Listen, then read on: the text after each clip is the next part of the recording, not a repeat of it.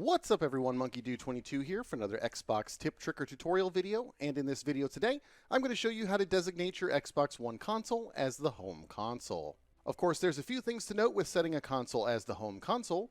For new folks to the Xbox family who aren't sure what this means, it means that the first time you sign on to any Xbox One and save your password, that console becomes your home Xbox. And your home Xbox allows you to share games and content with other people who sign into it with their profile. So what can you share with others on an Xbox console that's designated as home? Well, for example, you'll be able to share your Xbox Live Gold subscription, any digitally purchased games and downloadable content from the Microsoft Store, such as map packs for Call of Duty, and games obtained with an Xbox Game Pass subscription. Now, unfortunately, not everything will be able to be shared, however. Certain account-specific items like Halo Rec Packs, in-game currency such as Minecraft coins, or certain pre-order bonuses and special edition content that can only be redeemed once. Now that being said, you can change your home Xbox up to 5 times in any rolling 12-month period. If you somehow reach that limit, you'll be notified on the dashboard of what date you're able to change it to next. Setting the console as your home console will also allow you to play games and content that you own in offline mode, which we'll go over in a future video. So to set your Xbox One console as home, do the following steps. First, make sure you're signed into the Xbox profile that you want to use for setting the console as home. From the dashboard, press the Nexus button on the controller to open up the guide. Then slide right over to the Settings tab. And from the Settings tab, highlight and press A on Settings to open up the Settings menu.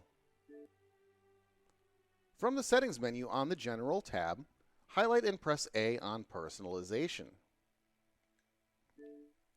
And from the General Personalization settings, highlight and press A on My Home Xbox.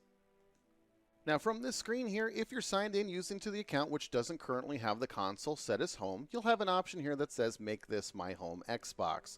To proceed, go ahead and press A on Make This My Home Xbox, or if you'd like, you can read a little bit more information in the description box, or press A to learn more.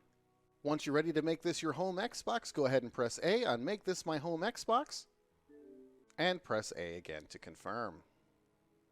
Now it can take a few moments for the Xbox to sync up with your licenses. It does take a little bit of time if you do own a lot of games, apps, and downloadable content.